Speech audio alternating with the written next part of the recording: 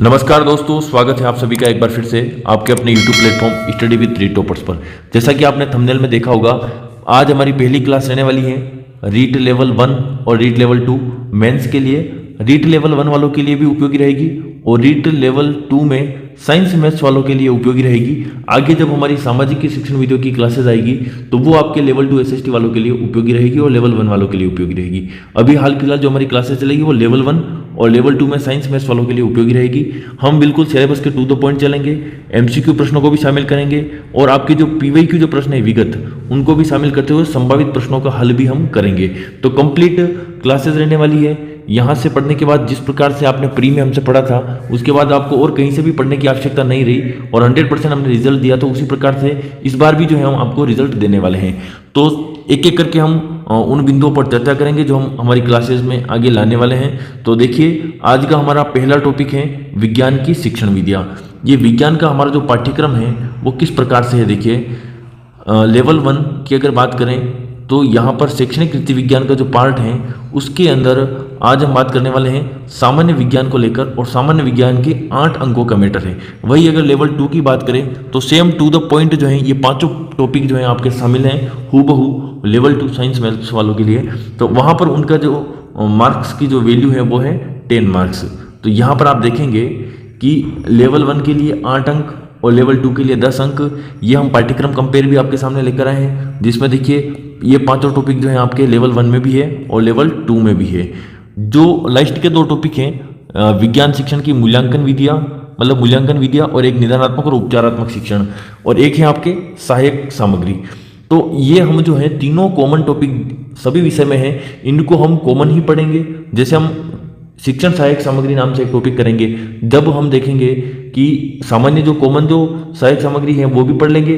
फिर हम उसी टाइम आपको बता देंगे कि विज्ञान के लिए अलग से कौन सी शिक्षण सामग्री हैं और आपके सामाजिक के लिए अलग से कौन सी है और गणित के लिए अलग से कौन सी है। तो ये आप विशेष ध्यान रखिएगा, ठीक है। और बार बार आपका क्वेश्चन नहीं आना चाहिए इससे रिलेटिव कि 2 टॉपिक करवाने के बाद आप अदर सब्जेक्ट हैं वो क्यों करवा रहे हैं। तो क्यों करवा रहे हैं तो वो आपको समझना होगा कि जब हम एक काम करेंगे कि विज्ञान की शिक्षण विधियों के दोनों टॉपिक करवाएंगे, इसके बाद जस्ट बाद ही हम ये तीनों कॉमन टॉपिक जो है वो करवा देंगे, ताकि आपके अन्य विषय की शिक्षण विधियाँ जब आप पढ़ोगे तब इन 3 टॉपिकों को अलग से आपको नहीं पढ़ना पड़ेगा। सब विषय में सहायक सामग्री है, सब में मूल्यांकन विधियाँ हैं, सब में उपचारात्मक शिक्षण है, तो वो तीनों आपके वहाँ से यहाँ से कवर हो जाएगा, ठीक है। नेक्स्ट हम देखेंगे कि विज्ञान की शिक्षण विधियों में आज हमारी क्लासेस किस प्रकार से रहेगी। तो विज्ञान की शिक्षण विधियाँ हम पढ़ रहे हैं, तो आपको पढ़ाने से पहले हमको बहुत कुछ पढ़ना पड़ता है। देखिए, इसका मुख्य रीज़न क्या है कि 2024 वाला रीट वाला पेपर भी अभी हो चुका है तीनों शिफ्ट में। वहाँ पर भी कौन कौन से प्रश्न आए उनको भी आपकी थ्योरी में हमने ऐड किया है। इसलिए हमने देखिए हमारे ऐप के ऊपर अपडेट कर दी है शिक्षण विधियों को, शिक्षण विधियों के जो प्रश्न है पीवाईक्यू प्रश्न, उनको अपडेट कर दिया है 2024 की रीट पात्रता तक, ताकि आपका कोई भी प्रश्न जो है वो गलत ना हो। तो देखिए, हम आपको निःशुल्क करवाएंगे यूट्यूब पर, ये पीवाईक्यू अलग से करवाएंगे, एमसीक्यू भी करवाएंगे टॉपिक वाइज। लेकिन अभी जो है हम आपको ये बता रहे हैं कि विज्ञान की शिक्षण विधियों का जो पहला टॉपिक है आपके, तो वहाँ पर देखिए रीट 2024 के भी लेवल 2 शिफ्ट 2 में जो प्रश्न हैं गणित विज्ञान के, उसके अलावा आपके लेवल 2 देखिए यहाँ पर ये भी शिफ्ट 2 है, ये भी लेवल 2 शिफ्ट 3 है ये। तो जितने भी प्रश्न थे उन सभी प्रश्नों को भी हमने जो है शामिल कर दिया है इस थ्योरी के अंदर। तो थ्योरी के अंदर आप पढ़ लेंगे एक बार, तो उसके बाद इन प्रश्नों को जब हम यूट्यूब पर करवाएंगे आपको, तो आपका रिवीजन हो जाएगा और फिर उसके बाद आप ऐप के ऊपर जो है निःशुल्क टेस्ट दे सकते हैं। बिल्कुल हर एक चीज़ का ध्यान रखना पड़ता है, वो चीज़ जो परीक्षा में आई है उसको विशेष इंपॉर्टेंट भी लगवाना होता है। तो काफ़ी कुछ हम इस क्लास में करने वाले हैं। क्लास शुरू करना कोई बड़ी बात नहीं है, लेकिन देखिए उसको अंत तक जो है बनाए रखना, विद्यार्थियों को विश्वास जो है बना रहे, इसके लिए हम लगातार प्रयासरत हैं। तो वही उद्देश्य हमारा यहाँ पर भी रहा है। इसलिए पहले आपको बताना जरूरी है कि हम क्या क्या जो है शामिल करने वाले हैं। अब देखिए, ये जो आपके गणित की जो होगी, उसके अलावा हमने ये देखिए ये विज्ञान की आपकी हो गई है, पीवाईक्यू की हमने बात की है। अब हमारी यहाँ पर जो देखिए विज्ञान की शिक्षण विधियों की क्लास भी शुरू कर रहे हैं। आज हम विज्ञान की शिक्षण विधियों के अंतर्गत क्या कुछ पढ़ेंगे, विज्ञान का अर्थ पढ़ेंगे, उसके बाद हम देख लेंगे कि शिक्षण विधि क्या है, फिर हम विज्ञान की शिक्षण विधियों का वर्गीकरण किस प्रकार से किया गया है, आगे हम दूसरे टॉपिक में क्या पढ़ेंगे, आज की क्लास में हम क्या पढ़ेंगे, वो सब भी आपको बताएंगे। लेकिन देखिए बिल्कुल व्यवस्थित तरीके से हम लेकर आए। अभी रीट 2024 में जो प्रश्न जुड़े हैं उनको भी हमने यथास्थान जोड़ा है। जैसे प्रयोगशाला विधि है तो इसमें देखिए ये आपको आपके लिए जोड़ा है। ये हर एक पॉइंट जहाँ से आपके प्रश्न बन सकता है, क्योंकि मैंने इस विषय को कम से कम 3 साल तो अपनी तैयारी के दौरान पढ़ा है और 3 साल अभी जो है आपको पढ़ाते हुए हो गया है। पहले हम टेलीग्राम पर थे, अब जो है अपना ऐप भी है study with 3 toppers mobile application, तो वहाँ पर भी जो है हम शिक्षण वीडियो को बेहतरीन तरीके से टेस्ट सीरीज के माध्यम से आपको करवाते हैं। और अन्य विषय जो हैं उसको भी जो है ऐप के ऊपर टेस्ट सीरीज के माध्यम से करवाइए। देखिए आपके खोज उपागम या खोज विधि जो है, अनुसंधान विधि, ये भी हमने करवाई है। तो आज की क्लास में हम ये सब बात करेंगे, लेकिन उससे पहले देखिए कुछ पॉइंट जो है वो आपको जानने जरूरी है। ये कंप्लीट हम चर्चा कर लेंगे। ये सारे कंटेंट आपके लिए ही हमने जो है तैयार किया है, तो इसके ऊपर एक एक करके हम चर्चा करेंगे। ये अभी हम आपको बता रहे हैं कि ये सारा कंटेंट लिखने के दौरान ही जो है इतना समय लगा है, इसी वजह से अपनी क्लासेस नहीं आई थी। कई बच्चे तो यहाँ तक ये भी मैसेज करने लग गए थे कि सर अब रहने दीजिएगा, अगली बार जो है अगली रीट में ही आप करवाइएगा, अभी आप मत करवाइएगा। मतलब क्योंकि वो बच्चों में रोष है, क्योंकि समय पर कोई चीज़ नहीं मिलती है, तो चाहे मैं भी हूँ चाहे आप भी हो, लेकिन देखिए समय काफ़ी ज़्यादा लगता है, काफ़ी ज़्यादा समय लगता है और सपोर्ट का होना बहुत ज़रूरी है। आप जितना सपोर्ट करोगे, हो सकता है आप में से कई सारे साथी जो हैं अभी तक जो है वीडियो को स्किप कर दिया होगा या वीडियो से बाहर निकल गए होंगे। तो ऐसा क्यों है? क्योंकि आपको जो है त्वरित परिणाम चाहिए। त्वरित परिणाम नहीं, काफ़ी मेहनत लगती है किसी काम को करने में और उसके बाद ही जो है उसका रिजल्ट मिलता है। तो देखिए यहाँ पर हम सारे कुछ आपके लिए लेकर आए। अब आपको 2-3 चीज़ें जो है वो ध्यान में रखनी है। वो क्या क्या है उसके ऊपर हम विशेष बात कर लेते हैं। देखिए सबसे पहले तो ये हमारी जो क्लासेस होगी इसकी पीडीएफ जो है आपको इस वाले कोर्स के अंदर मिलेगी। इस वाले कोर्स के अंदर पीडीएफ मिलेगी, यूट्यूब पर निःशुल्क क्लासेस मिलेगी। अब देखिए क्योंकि पीडीएफ क्या है कि हम आपको देते हैं ना, तो पीडीएफ से आप सीधे उस पीडीएफ को देख लेते हैं या उससे नोट डाउन कर लेते हैं, तो उससे क्लास देखने, क्लास के दौरान कुछ इंपॉर्टेंट बातें जो आपको बताई जाती है, समझाई जाती है, वो आप समझ ही नहीं पाते, रट के जाते हो। जबकि शिक्षण शास्त्र जो है समझने का विषय है, इस बात से आप कतई नकार नहीं सकते हैं। तो देखिए आप शिक्षण वीडियो का व्यवस्थित ही हमारा कोर्स रहा था आपके लिए, शिक्षण वीडियो का टेस्ट सीरीज का, जो कि रीट पात्रता में बहुत इसने धमाल मचाई थी। अब भी जो है रीट मुख्य परीक्षा में भी हूबहू कोर्स है। इसी कोर्स में 2024 तक जो है हमने अपडेट कर दिया है। 2024 की शिक्षण वीडियो का जो भी अपडेट मैटर था वो भी अपडेट कर दिया है। अब हम इसमें जो है संभावित प्रश्नों पर लगे हुए हैं। जैसे जैसे आपका टॉपिक होता जाएगा, हर एक टॉपिक में आपको संभावित प्रश्न देखने को मिल जाएंगे।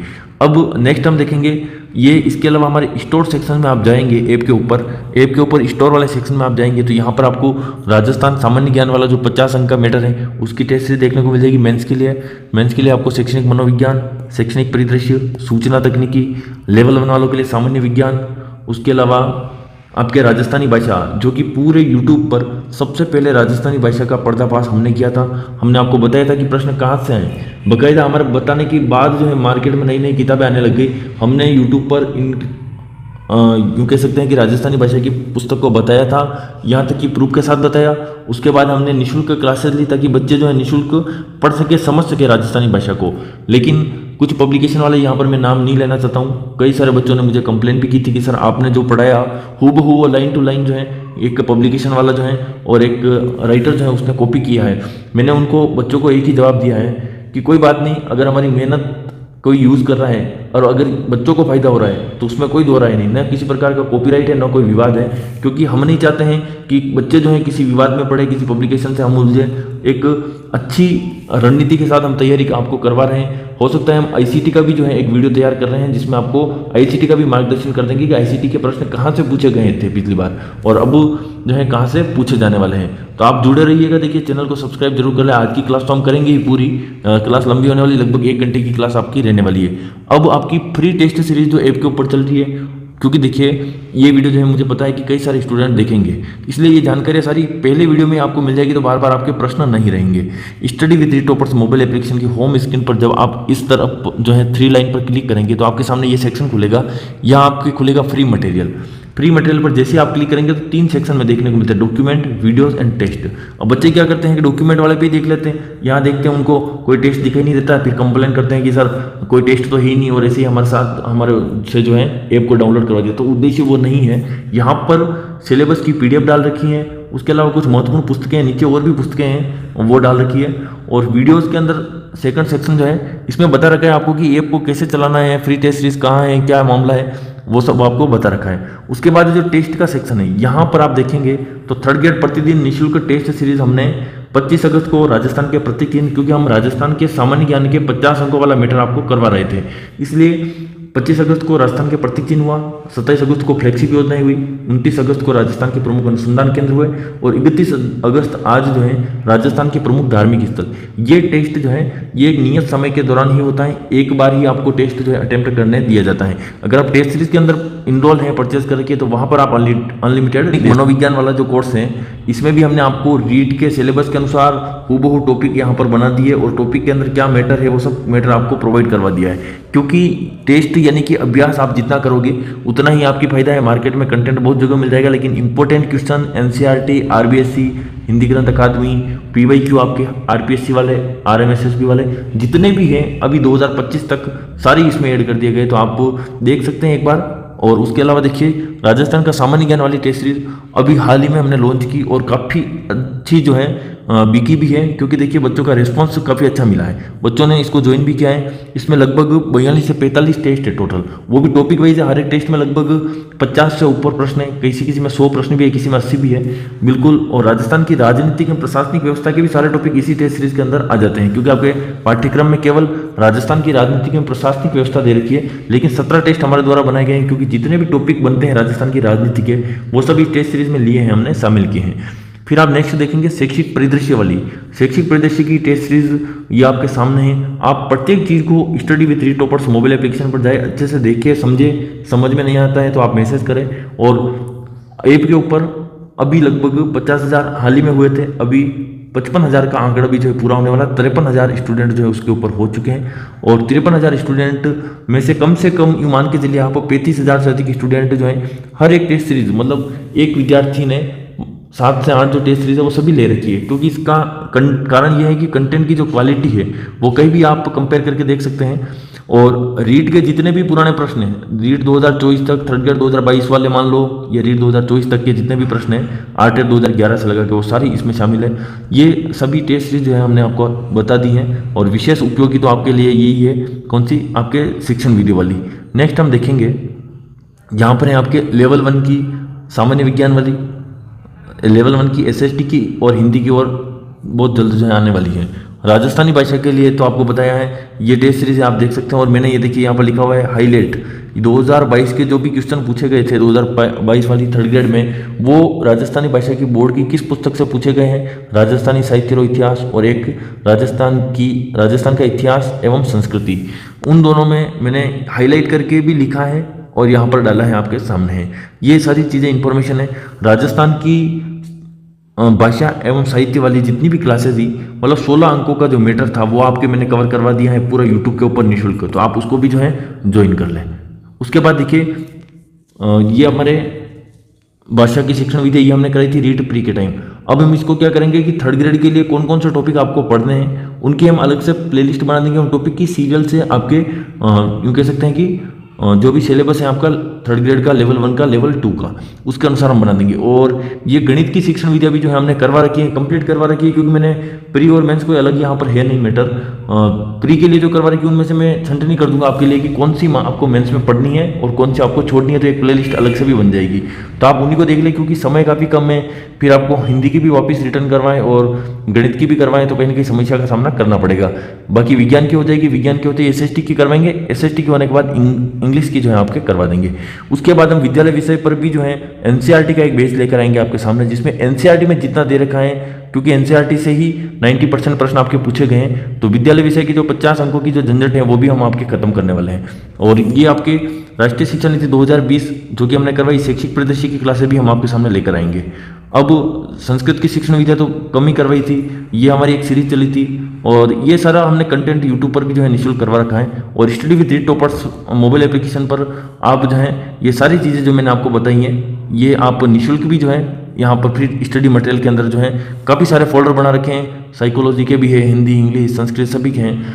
अब देखिए आप इतना सब आपने सुना है, देखा है, अब आपको लग रहा होगा कि ये चीज़ें क्यों बताना है।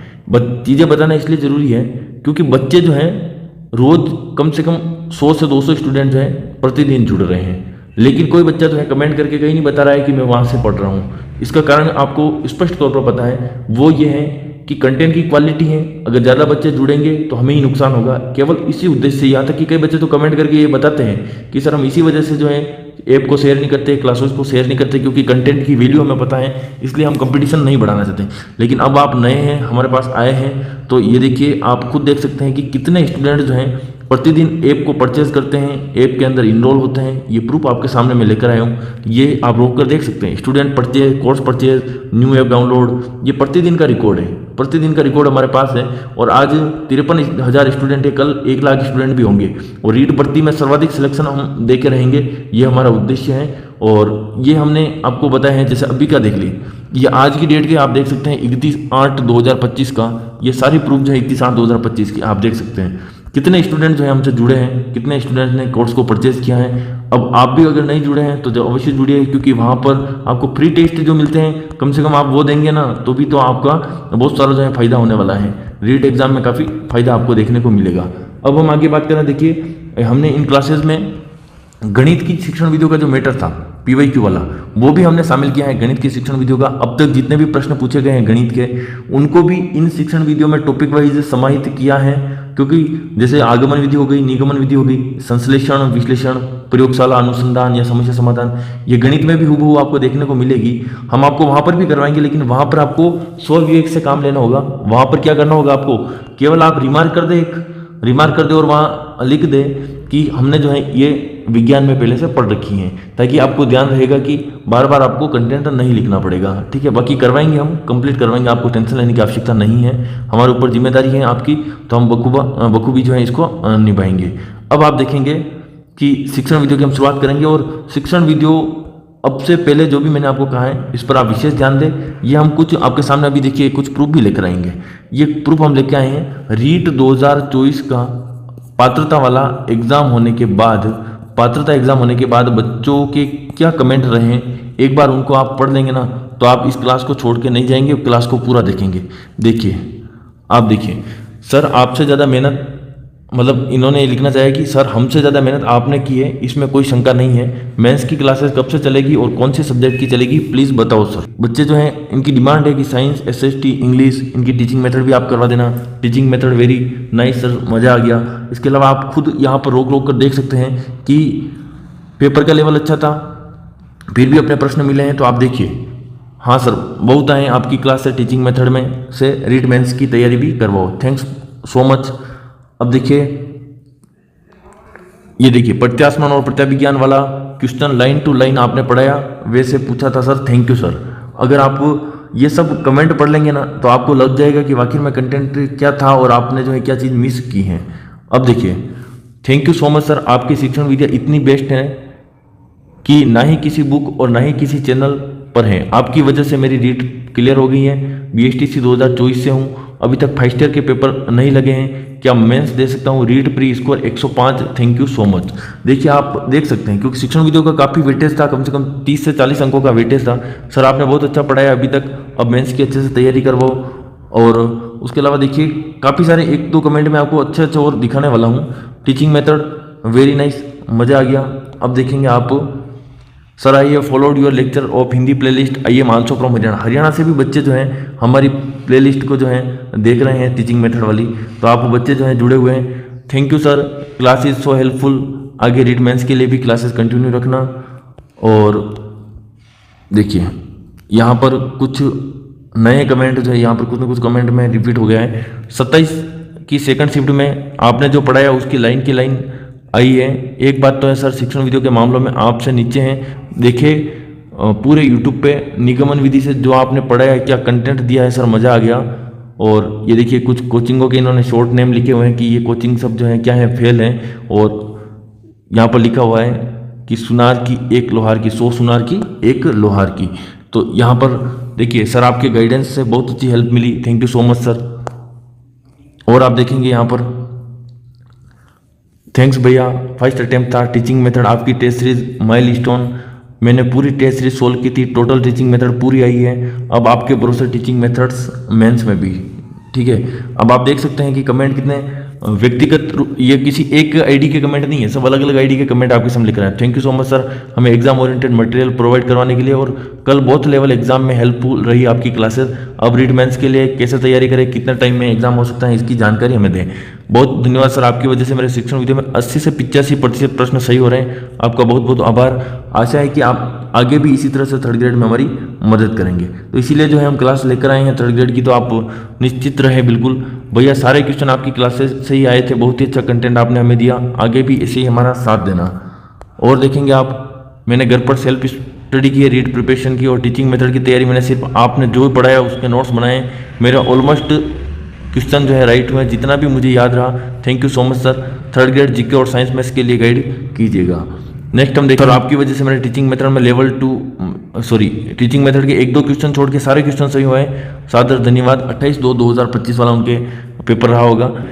थैंक यू सर, जो आपने करवाया था वही आया है, आपका दिल से धन्यवाद। शानदार कंटेंट, आपके कंटेंट से सारे क्वेश्चन आए। आप साइंस और मैथ्स की टीचिंग मेथड मेंस के हिसाब से करवा दो, ठीक है सर। आपको जितना धन्यवाद दिया जाए उतना कम है सर। आपसे रिक्वेस्ट है कि आप मेंस की सारी मेथड करवा देना। हो गया सर, थैंक यू सर, आपने बहुत हेल्प की। I can not explain in word, ठीक है, ब्यूटीफुल, थैंक यू गुरुदेव।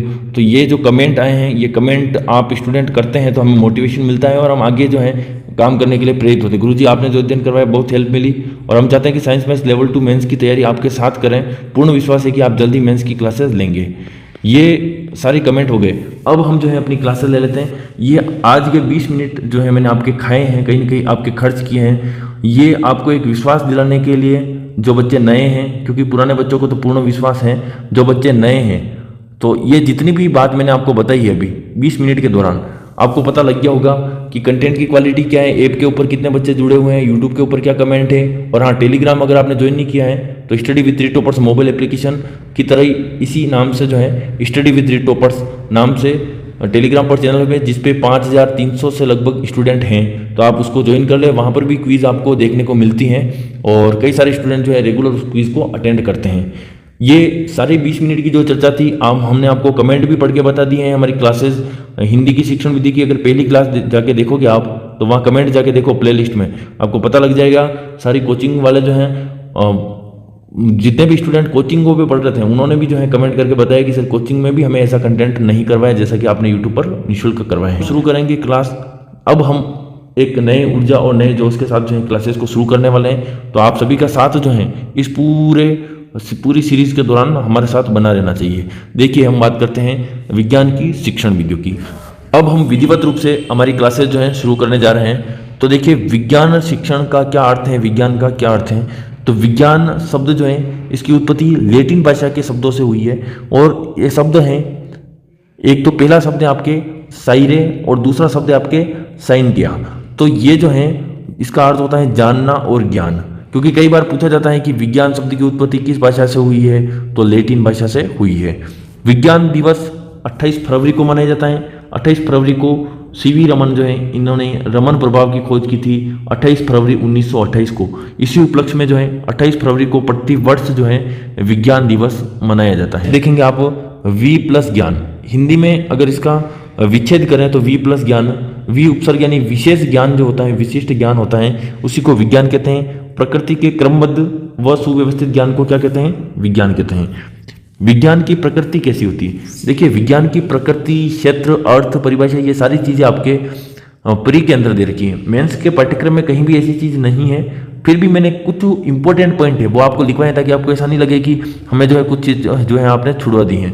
विज्ञान की प्रकृति के बारे में डीप आपको नहीं जाना है। मैंने दोनों पेपर देखे हैं, लेवल 1 के भी देखे हैं, लेवल 2 के भी देखे हैं। ज़्यादा डीप यहाँ से नहीं पूछा गया है। केवल ऊपरी तौर पर जो टॉपिक दे रखे हैं, केवल उन्हीं टॉपिक से पूछा गया है। अंदर से कोई एक्स्ट्रा चीज़ यहाँ पर नहीं पूछी गई है।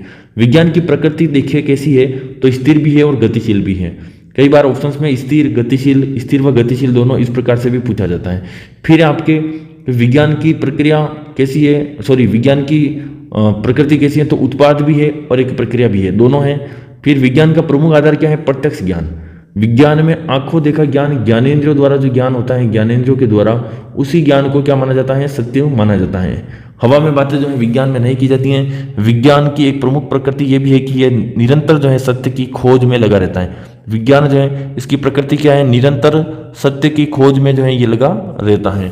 नेक्स्ट हम देखेंगे, ये तो आपके विज्ञान की हो गई बात। अब हम देखेंगे शिक्षण विधि।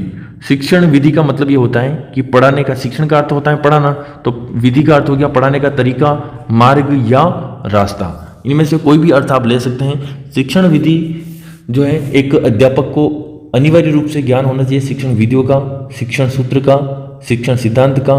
कॉमन टॉपिक जो आपके हैं शिक्षण सूत्र हैं, शिक्षण के उद्देश्य हैं, उसके अलावा यूँ कह सकते हैं कि शिक्षण की प्रकृति है और शिक्षण की विशेषताएं हैं। ये हम एक अलग से कॉमन टॉपिक जो करवाएंगे तब आपको करवाएंगे, शिक्षण सूत्र सिद्धांत वगैरह। अभी आपको केवल जो हम पढ़ा रहे हैं विज्ञान की शिक्षण विधियों के दृष्टिकोण से केवल वही पढ़ना है। कॉमन टॉपिक, इंपॉर्टेंट टॉपिक जो होंगे वो हम आपको अलग से करवाएंगे। चैनल को सब्सक्राइब नहीं किया तो चैनल को सब्सक्राइब जरूर कर लें। अब देखेंगे विज्ञान की शिक्षण विधियां। हमने इस वीडियो की शुरुआत में जो 20 मिनट 25 मिनट जो आपको बताएं, वो अगर आप 2x की स्पीड करके भी एक बार देख लें, लेकिन अवश्य देख लें, क्योंकि जो जानकारी वहां पर दी गई है वो आपके पूरे इस शिक्षण विधियों के 5 विषय के जो पाठ्यक्रम के दौरान आपके काम आने वाली है। नेक्स्ट हम देखेंगे शिक्षण विधियों का वर्गीकरण विज्ञान में किस प्रकार से किया गया ताकि आप आसानी से पढ़ सकें। देखिए, जब हम सामाजिक पढ़ेंगे तब उसका वर्गीकरण अलग होगा। जब हमने हिंदी पढ़ी थी तो उसका वर्गीकरण अलग था। उसमें था खेल की शिक्षण विधियाँ, आधुनिक शिक्षण विधियाँ जो हमने पढ़ी थी। उसके अलावा हमने गद्य, पद्य, व्याकरण और नाटक की पढ़ी थी। और उसके अलावा हमने पढ़ी थी लेखन कौशल, पठन कौशल की विधियाँ, श्रवण कौशल की विधियाँ और आपके लेखन, श्रवण, भाषण कौशल की विधियाँ। ये सारी चारों कौशल जो अपने हैं, सुबोपली जो भी है, LSRW, उन चारों कौशलों की जो शिक्षण विधियाँ हैं वो भी हमने पढ़ी थी। ठीक है, तो ये तो आपके विज्ञान की शिक्षण विधियाँ। इसको केवल 2 भागों में बांटा जा सकता है। 2 भाग कौन से हैं? एक तो है आपके छात्र केंद्रित और एक है आपके शिक्षक केंद्रित। छात्र केंद्रित शिक्षण विधियाँ वे होती हैं जिसमें छात्र क्या रहते हैं, सक्रिय रहते हैं, और शिक्षक केंद्रित जो शिक्षण विधियाँ रहती हैं उसमें शिक्षक अधिक सक्रिय रहता है। ठीक है, छात्र नहीं के बराबर या बिल्कुल कम जो है सक्रिय रहते हैं। छात्र केंद्रित जो शिक्षण विधियाँ होती है वो होती है आपके प्रजातांत्रिक, जनतांत्रिक या लोकतांत्रिक। और शिक्षक केंद्रित जो होती है वो होती है प्रभुत्ववादी, सत्तावादी और अमनोवैज्ञानिक। क्योंकि देखिए, मनोविज्ञान कहता है, एनसीएफ 2005 भी कहता है कि छात्र क्या होना चाहिए, शिक्षण के केंद्र में क्या रहना चाहिए, छात्र, पाठ्यक्रम भी कैसा होना चाहिए, छात्र की रुचि व क्षमता के अनुसार होना चाहिए। तो छात्र को जो है, बालक को जो है अधिक महत्व दिया जाना चाहिए। तो सबसे पहले हम ये मनोवैज्ञानिक विधियाँ हैं इसको पढ़ेंगे, उसके बाद हम पढ़ेंगे अमनोवैज्ञानिक विधियों के बारे में। तो यहाँ पर देखिए, एक मोटी मोटी जो जानकारी है वो मैं आपको देता हूँ। आज की क्लास में हम पढ़ने वाले हैं 8 शिक्षण विधियों को। 8 शिक्षण विधियाँ जो ये दे रखी है, इन 8 शिक्षण विधियों को हम करेंगे। ये है आपके लोकतांत्रिक, जनतांत्रिक यानी कि छात्र केंद्रित। फिर हम अगली क्लास में करेंगे ये 8 शिक्षण विधियाँ हम करेंगे। अब ऐसा क्यों है ये आपको समझना जरूरी है, क्योंकि देखिए, ये आगमन और निगमन और ये विश्लेषण और संश्लेषण, इनको हम कंपेयर करके पढ़ेंगे। तो देखिए, 8 आपके हो जाएगी कौन सी, छात्र केंद्रित, 8 आपके हो जाएगी कौन सी, शिक्षक केंद्रित। फिर आपके 9 नंबर की जो छात्र केंद्रित है उसको, और 9 नंबर की जो आपके अध्यापक केंद्रित हैं यानी कि शिक्षक केंद्रित जो हैं, उसको हम कंपेयर करके पढ़ेंगे एक इंडेक्स के माध्यम से। क्योंकि ये एक दूसरे की विपरीत तो दिखती हैं लेकिन पूरक हैं। विपरीत तो इसको नहीं कह सकते हैं, पूरक है, लेकिन इसके सूत्र जो हैं वो एक दूसरे के विपरीत हैं, सिद्धांत भी एक दूसरे के विपरीत हैं। तो हम उसको देखेंगे कंपेयर करके, ताकि आपको अच्छे से समझ में आ जाएगा। तो 8 और 8 तो आपके 16 तो हो जाएगी कौन सी, छात्र केंद्रित और शिक्षक केंद्रित। फिर हम देखेंगे 9, 10 आपके कौन सी, छात्र केंद्रित, और 9, 10 आपके कौन सी, शिक्षक केंद्रित। इन दोनों को कंपेयर करके पढ़ेंगे तो आपको अच्छे से समझ में आ जाएगा। अब देखिए, आज की हमारी पहली जो है शिक्षण विधि जो है छात्र केंद्रित में, ये शिक्षण विधियाँ कौन सी हैं हम पढ़ रहे हैं, आज जो भी पढ़ रहे हैं वो कौन सी हैं, छात्र केंद्रित जो शिक्षण विधियाँ हैं उनको हम पढ़ रहे हैं। छात्र केंद्रित शिक्षण विधियों में पहली शिक्षण विधि आपके कौन सी है, प्रयोगशाला विधि। क्योंकि साइंस में सबसे अधिक इंपॉर्टेंट अगर कोई शिक्षण विधि है तो वो है प्रयोगशाला विधि। प्रयोगशाला विधि, लेबोरेटरी जो होती है आपके साइंस में, जैसे आपके केमिस्ट्री हो चाहे फिजिक्स हो, सबसे ज़्यादा अगर आपका उपयोगी पार्ट व्यवहारिक ज्ञान जो होता है वो कहाँ होता है, प्रयोगशाला के अंदर होता है। व्यवहारिक ज्ञान जो होता है वो कहाँ होता है, प्रयोगशाला के अंदर होता है। क्योंकि सैद्धांतिक ज्ञान तो आपके कक्षा कक्ष के अंदर होता है और व्यवहारिक ज्ञान आपके प्रयोगशाला के अंदर होता है। तो व्यवहारिक ज्ञान के लिए, प्रत्यक्ष अनुभव के लिए आपके प्रयोगशाला विधि का उपयोग किया जाता है। प्रयोगशाला विधि में देखिए, निरीक्षण करो और सीखो यानी कि देखो और सीखो के सिद्धांत पर आधारित हैं। रीट 2022 लेवल 1 शिफ्ट 1 में यह प्रश्न पूछा गया था। फिर आपके देखिए, निरीक्षण करो और सीखो तो ही है, उसके साथ साथ करके सीखना और अवलोकन के द्वारा सीखना, यानी कि अवलोकन यानी वही हो गया निरीक्षण करके सीखना, लेकिन करके सीखना ये भी आपके इसका इंपॉर्टेंट सिद्धांत है, इसका पालन किया जाता है। रीट 2024 में भी एक प्रश्न पूछा गया था, निम्न में से कौन सी शिक्षण विधि जो है करके सीखना सिद्धांत पर आधारित है। और फाइनल जो है उसका उत्तर माना गया था, एक तो आपकी ह्यूरिस्टिक विधि यानी कि अनुसंधान या खोज या अन्वेषण विधि, और एक आपके माना गया है कौन सी विधि, प्रयोगशाला विधि। दोनों में जो है विद्यार्थी जो होता है, स्टूडेंट जो होता है, बालक जो होता है वो करके सीखता है। फिर हम देखेंगे, ये हमने गणित की लाइन भी यहाँ पर ऐड की है कि वृत्त का क्षेत्रफल पढ़ाने की ये क्या है, सबसे उपयुक्त विधि मानी जाती है कौन सी, क्योंकि आप लेवल 1 के स्टूडेंट हो चाहे लेवल 2 साइंस मैथ्स के हो, दोनों के गणित भी उपयोगी है। तो गणित की भी हमने आपको यहाँ पर साथ में बता रहे हैं कि वृत्त का क्षेत्रफल पढ़ाने की क्या है सबसे उपयुक्त विधि है। Third grade REET 2022 level 1 shift 1 के अंदर ये प्रश्न पूछा गया है। प्रयोगशाला विधि जो है ये आगमन विधि का क्रियात्मक रूप है। आगमन विधि का क्रियात्मक रूप अगर आपको पूछा जाए तो कौन सी विधि हो जाएगी आपके, प्रयोगशाला विधि। प्रत्यक्ष अनुभव द्वारा सैद्धांतिक ज्ञान का क्रियात्मक परीक्षण, यानी कि जो प्रत्यक्ष अनुभव तो जरूरी है, विज्ञान की प्रकृति क्या है प्रत्यक्ष अनुभव, और विज्ञान के लिए सर्वाधिक इंपॉर्टेंट भी कौन सी है, प्रयोगशाला विधि। तो प्रत्यक्ष अनुभव जो होता है, ये प्रत्यक्ष अनुभव जो है इसमें क्या होता है, ये सैद्धांतिक ज्ञान होता है, ये कन्वर्ट होता है किसमें, क्रियात्मक परीक्षण में, या यूं कह सकते हैं कि व्यवहारिक ज्ञान में। किसमें, व्यवहारिक ज्ञान में। सैद्धांतिक ज्ञान का व्यवहारिक ज्ञान प्राप्त करने के लिए ही प्रयोगशाला का उपयोग किया जाता है। प्रयोगशाला विधि एक क्रियात्मक विधि है। यह विधि करके सीखने का सिद्धांत पर आधारित है, लर्निंग बाय डूइंग। और लर्निंग बाय डूइंग की जो अवधारणा दी है वो किसने दी है, जॉन डीवी ने। डीवी भी कहते हैं और जॉन ड्यूवी भी इनको कहते हैं। प्रयोगशाला विधि के बारे में और क्या चीजें इंपॉर्टेंट है, तो देखिए आप, कौशलात्मक उद्देश्यों की प्राप्ति हेतु सर्वोत्तम विधि है, यानी कि जो कौशल है हमारे, जो हमारी स्किल है, इस स्किल को प्राप्त करने में सर्वाधिक उपयोगी कौन सी है, प्रयोगशाला, क्योंकि इसमें विद्यार्थी जो है स्वयं करके किसी कार्य को अंजाम देता है। आगमनात्मक चिंतन का सहारा लिया जाता है, यानी कि पहले उदाहरण फिर नियम की ओर बढ़ा जाता है। तो ये आपके आगमनात्मक चिंतन हो गया है। फिर आपके देखेंगे विज्ञान तथा गणित सीखने की ये क्या है, सर्वश्रेष्ठ विधि है। अगर आपको विज्ञान सीखने की विधि पूछा जाए सर्वश्रेष्ठ तो भी प्रयोगशाला, और गणित सीखने की सर्वश्रेष्ठ विधि तो भी क्या हो जाएगी आपके, प्रयोगशाला विधि हो जाएगी। अब थोड़ा डिपेंड ये भी करता है कि ऑप्शंस वहां पर क्या दिए गए होते हैं। कई बार ऐसा होता है कि प्रयोगशाला नहीं है, तो फिर वहां पर जो उत्तम लिखाई गई है वो आप कर सकते हैं। प्रयोगशाला विधि निम्न शिक्षण सूत्रों का पालन करती है। देखिए प्रयोगशाला विधि में क्या होता है, जो चीज आपके सामने होती है वो ज्ञात होती है, बिल्कुल वो स्थूल होती हैं, और इसमें क्या होता है, स्थूल से सूक्ष्म की ओर बढ़ा जाता है, ज्ञात से अज्ञात की ओर बढ़ा जाता है। जो चीज़ हमें ज्ञात नहीं होती है उसकी तरफ हम बढ़ते हैं। इसमें निरीक्षण करके सीखते हैं और इसमें करके सीखते हैं। और करके सीखना ये आपके रीट 2022 लेवल 2 शिफ्ट 2 में भी पूछा गया था, और फिर आपके अभी 2024 वाली रीट में भी पूछा गया है। पुराने प्रश्न काफी रिपीट होते हैं, इस बात को आप अवश्य ध्यान रखिएगा। इसी उद्देश्य से मैंने ऐप के ऊपर आपके 31 रुपये में मात्र शिक्षण वीडियो का कोर्स आपको दे रखा है टेस्ट सीरीज का, जिसमें पीवाईक्यू भी है और संभावित अब हम ऐड करेंगे। ठीक है, नेक्स्ट हम देखेंगे प्रयोगशाला विधि। प्रयोगशाला विधि में देखिए गुण क्या है इनके, तो प्रयोगशाला विधि के गुण है, तार्किक व निरीक्षण शक्तियों का क्या होता है, विकास होता है। मनोवैज्ञानिक व वैज्ञानिक विधि है एक प्रकार से, क्योंकि इसमें बालक जो है उपकरणों का प्रयोग करके स्वयं सीखता है।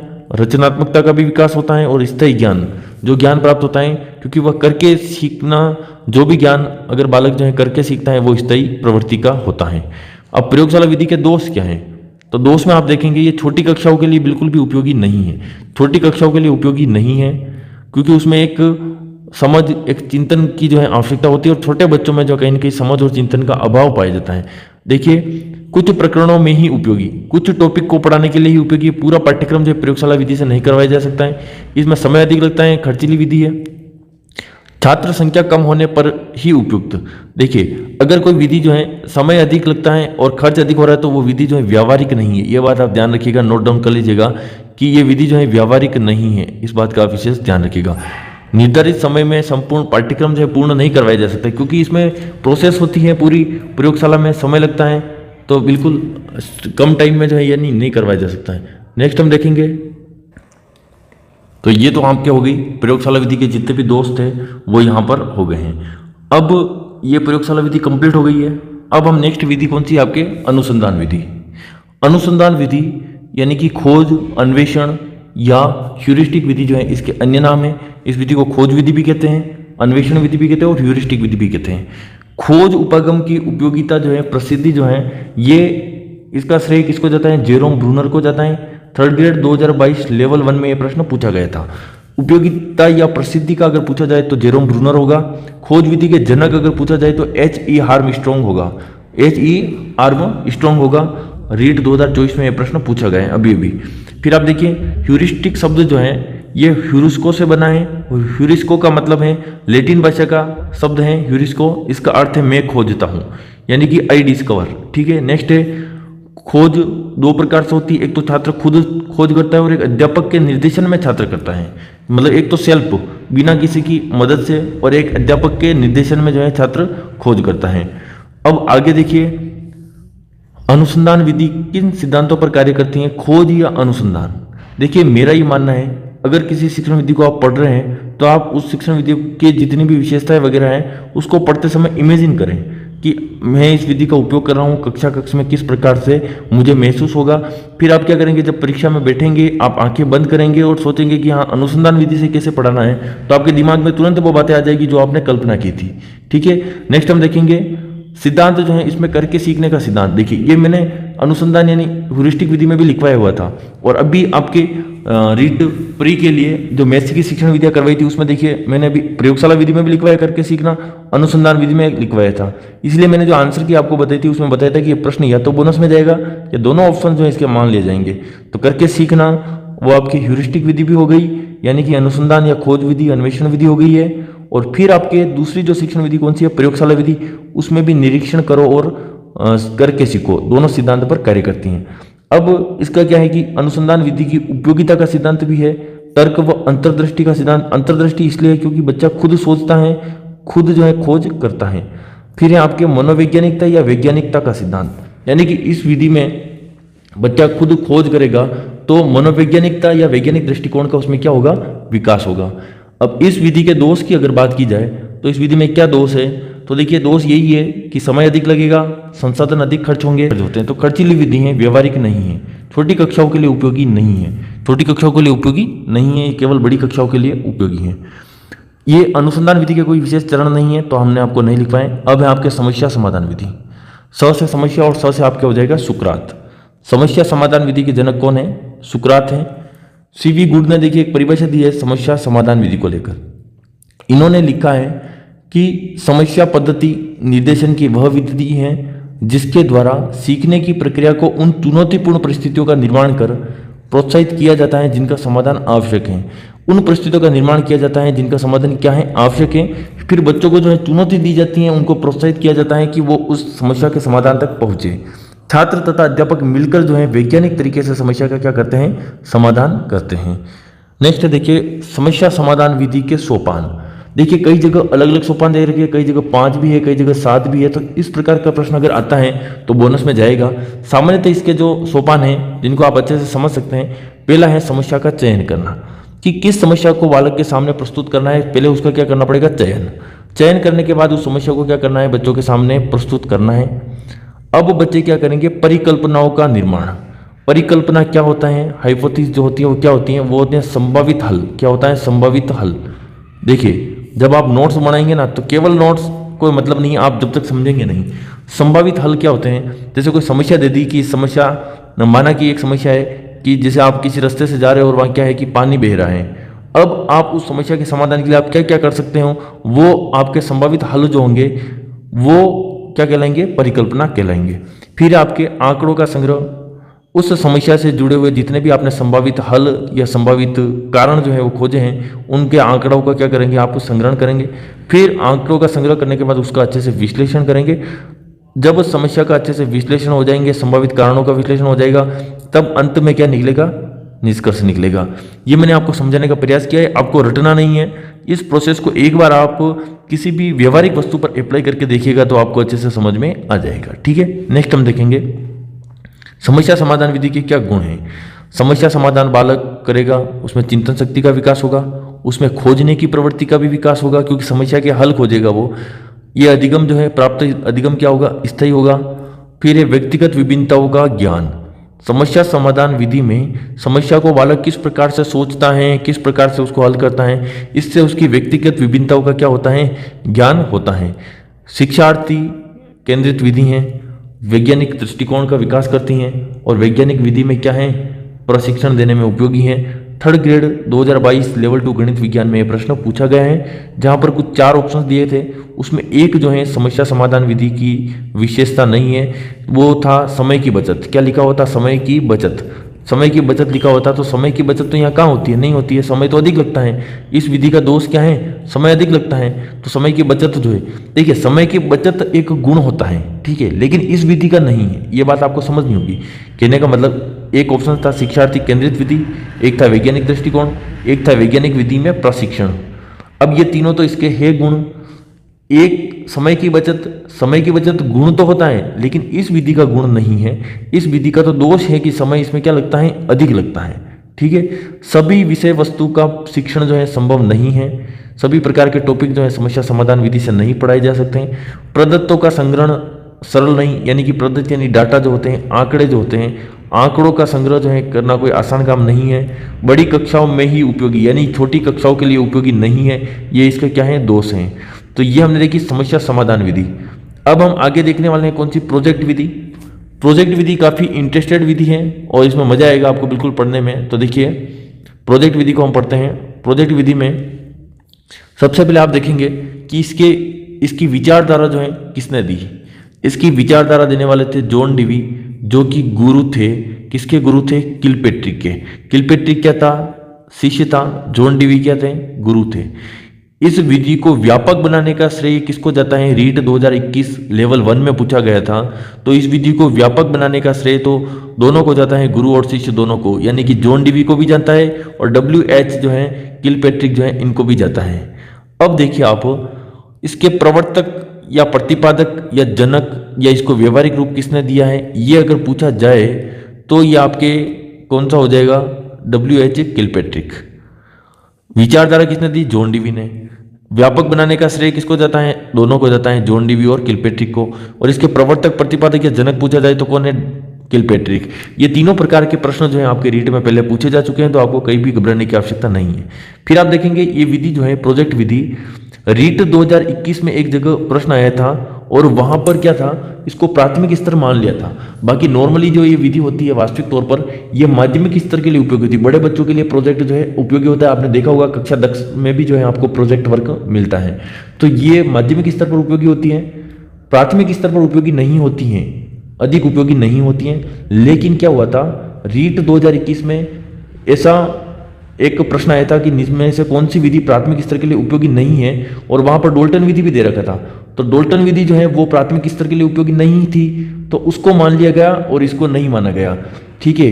तो वहां पर ये किस में आ गई है? ये आ गई प्राथमिक स्तर में। उस कारण से जो कारण था मैंने आपको स्पष्ट कर दिया है, क्योंकि वहां पर 4 में से एक को प्राथमिक स्तर के लिए चुनना था, सॉरी प्राथमिक स्तर के लिए नहीं थी, तो वो उन्होंने चयन कर लिया डोल्टन विधि का। तो डोल्टन विधि तो नहीं है, तो वो तो हो ही गया वहां पर। लेकिन यहां पर जो है ये प्रोजेक्ट जो है वो प्राथमिक में शामिल होगी उस प्रश्न के अनुसार। बाकी ये क्या है? माध्यमिक स्तर के अनुरूप है।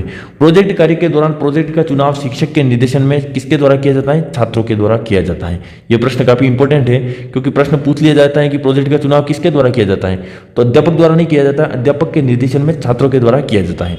प्रोजेक्ट विधि की महत्वपूर्ण परिभाषाओं के बारे में देखिए। ये परिभाषा मैंने आपको अभी जो करवाई थी हिंदी की शिक्षण विद्या वगैरह, तो उसमें मैंने बताया था 2021 लेवल 2 में प्रश्न पूछा गया था कि प्रोजेक्ट सामाजिक वातावरण में पूर्ण संलग्नता के साथ किए जाने वाला उद्देश्यपूर्ण कार्य है। यह परिभाषा दी थी किलपेट्रिक ने, और यही परिभाषा आपके वापस रीट 2024 में रिपीट हुई है। शिफ्ट 3 में साइंस मैथ्स में परिभाषा देकर पूछा गया कि ये परिभाषा किसने दी, तो किलपेट्रिक ने दी है। यहां पर मैंने केवल आपको 2 परिभाषा बताई है। तो देखिए उद्देश्यपूर्ण, जब किलपेट्रिक इसके जनक हैं, इस विधि के प्रवर्तक हैं, अगर वो हैं वही अगर कोई परिभाषा दे रही तो वो तो उद्देश्यपूर्ण बताएंगे। लेकिन एक दूसरा व्यक्ति था स्टीवेंसन, इसने देखिए इसके नाम में भी कहीं की समस्या है, समस्या का जो है स दिख रहा है ना, ये इसके नाम में भी आप याद रख सकते हैं। स से स्टीवेंसन और स से क्या हो रहा है? समस्या हो रहा है। तो यहां पर क्या होगा? प्रयोजना एक समस्यापूर्ण कार्य है जिसे स्वाभाविक परिस्थितियों में पूरा किया जाता है। ये बात किसने कही? स्टीवेंसन ने कही। और उद्देश्यपूर्ण कार्य किसने कहा? किलपेट्रिक ने कहा। ये याद रखने का इसका तरीका है, बाकी इसका कोई उद्देश्य नहीं रहा है। नेक्स्ट देखिए प्रोजेक्ट के प्रकार। प्रोजेक्ट के प्रकार के बारे में भी काफी प्रश्न पूछे जाते हैं। प्रोजेक्ट के प्रकार में देखिए सबसे पहले तो हम बात करेंगे किलपेट्रिक के अनुसार, जो इस विधि के प्रवर्तक या जनक है। उन्होंने 4 प्रकार बताए, रचनात्मक या सृजनात्मक। रचनात्मक को ही जो है सृजनात्मक कहा जाता है। रचनात्मक या सृजनात्मक हो गया। फिर है अभ्यासात्मक, फिर है समस्यात्मक ये प्रकार बताएं समस्यात्मक, इस विधि को समस्यात्मक नहीं बताया, ठीक है। रसास्वादन या आनंददायी, ये इसके नाम हो गए। अन्य नाम भी मैंने आपको बता दिए। रीट 2022 लेवल 2 में प्रश्न आया था। रीट 2015 में आया था। थॉमस एम रस्क के अनुसार निम्न में से कौन सा जो है प्रोजेक्ट का प्रकार नहीं है? तो उत्पादनात्मक होता है, अधिगम वाला होता है, बौद्धिक या समस्यात्मक होता है, रचनात्मक नहीं होता है, क्योंकि रचनात्मक किलपेट्रिक ने दिया है। यह प्रश्न वहां पर पूछा गया था। प्रोजेक्ट विधि या प्रायोजना विधि के सोपान कितने हैं? तो सोपान यानी चरण जो होते हैं, 4 चरण किसके अनुसार हैं? किलपेट्रिक के अनुसार। किलपेट्रिक ने बताया कि उद्देश्य या परिस्थिति का निर्माण करो सबसे पहले, उसके बाद योजना बनाओ, योजना को लागू करो यानी क्रियान्वयन करो, और अंत में इसका क्या करो? मूल्यांकन करो। जब आप दल शिक्षण पढ़ेंगे तो दल शिक्षण में क्या होता है? इसके 3 चरण होते हैं दल शिक्षण के, योजना, क्रियान्वयन और मूल्यांकन। तो ये तीनों तो हो गए सेम।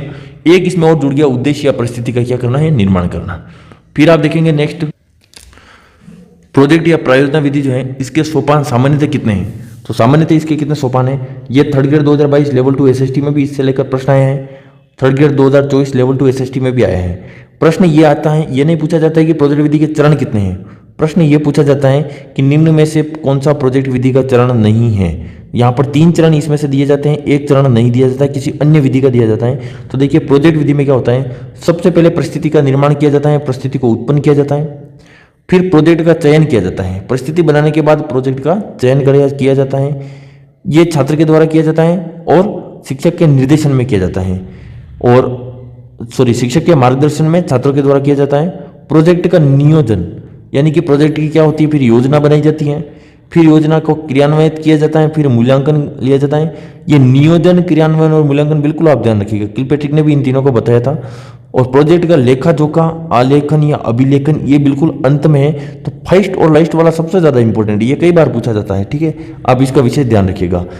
ये तो हो गया आपके प्रोजेक्ट विधि के सोपान हो गए। सबसे पहले परिस्थिति का निर्माण करेंगे, परिस्थिति को उत्पन्न करेंगे, फिर प्रोजेक्ट का चयन करेंगे, प्रोजेक्ट का चुनाव करेंगे, फिर प्रोजेक्ट का क्या करेंगे? नियोजन यानी कि प्रोजेक्ट की योजना बनाएंगे, फिर प्रोजेक्ट का क्रियान्वयन करेंगे, उसका मूल्यांकन होगा, और अंत में मूल्यांकन नहीं होगा, ध्यान रखिएगा। मूल्यांकन होने के बाद लेखा जोखा, आलेखन, अभिलेखन यानी कि रिकॉर्ड संधारण का काम किया जाएगा।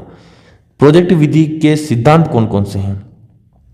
प्रोजेक्ट विधि आपके एसएसटी में भी है, हिंदी में भी है, तो काफी अच्छे से मैं यहाँ पर करवा रहा हूँ। देखिए आप, जीवनोपयोगी शिक्षा, प्रोजेक्ट विधि के सिद्धांत जो हैं इसमें प्रमुख सिद्धांत हैं जीवन उपयोगी। जो भी प्रोजेक्ट आपको दिया जाएगा, जो टॉपिक आपको दिया जाएगा, वो आपके जीवन में क्या होगा? उपयोगी होगा। ऐसी शिक्षा प्राप्त होती है आपके प्रोजेक्ट विधि से। सोउद्देश्यता यानी कि उद्देश्य के साथ, उद्देश्य होता है, सउद्देश्य होता है, और फिर आप देखिए वास्तविकता, प्रोजेक्ट जो लिया जाता है वास्तविक बिंदु पर लिया जाता है। क्रियाशीलता इसकी होती है क्योंकि बच्चा जो है इसमें क्रियाशील रहता है छात्र।